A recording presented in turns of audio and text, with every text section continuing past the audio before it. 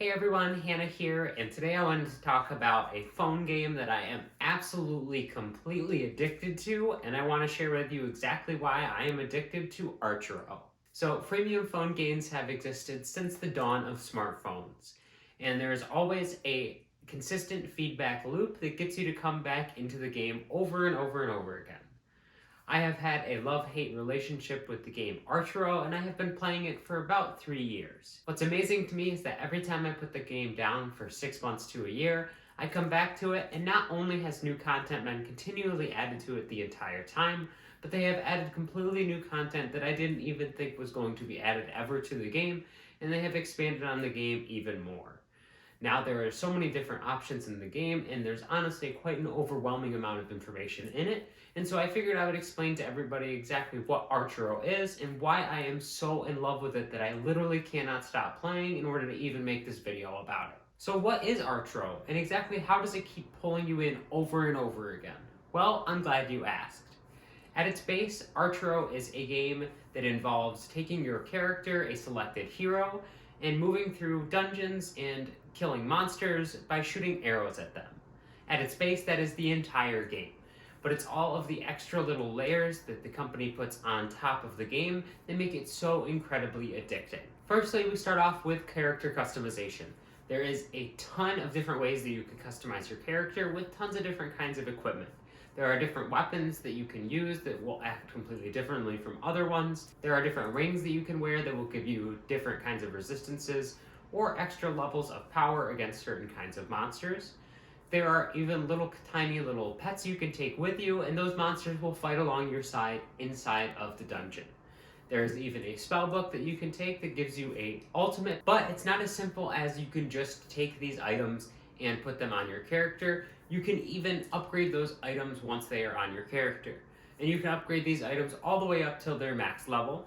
And in addition to being able to upgrade these items to begin with, you can also combine these items with items of the same kind and rarity to improve that item and turn it into a better, new and improved version of itself.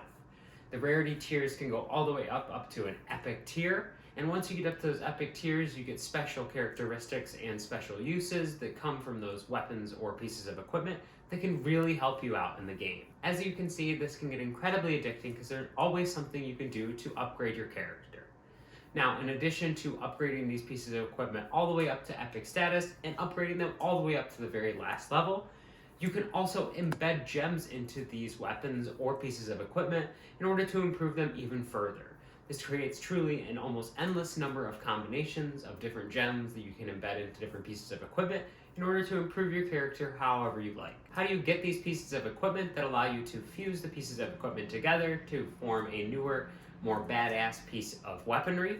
Well, you get them from the dungeons that you go into. Every single time you kill a monster in a dungeon, you have a chance to drop a whole bunch of things when you kill it. You can get more money to be able to spend to be able to upgrade your items.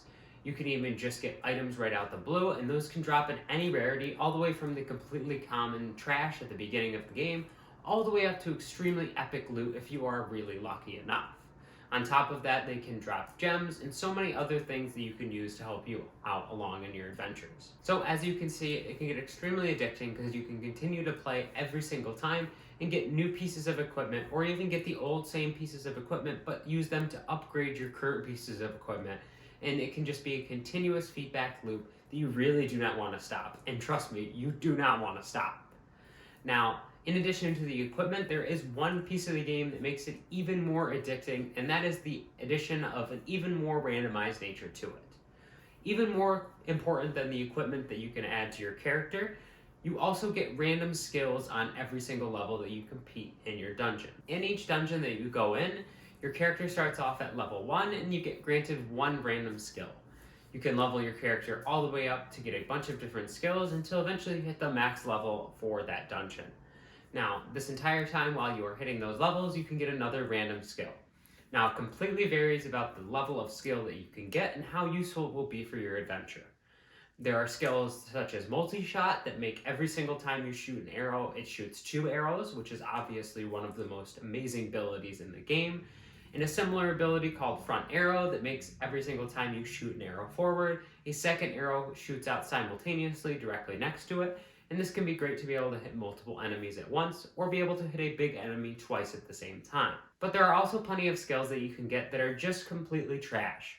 You can get skills that improve the amount of health that you get from health drops, and while that may sound good at first, compared to all of the other amazing attack and even defensive skills, it really does not stack up. You can also get skills that create these little orbs that fly around you, and I find that those are typically not very useful, at least not compared to all of the other skills that you can get. And when you can increase the amount of attack that you have, or be able to increase the speed at which you can attack, it just seems so much more beneficial than having any of those elemental orbs swirl around you. Now you can go through every single level on Archero and work your way towards to the very end of the game, where they are currently still adding levels to this day.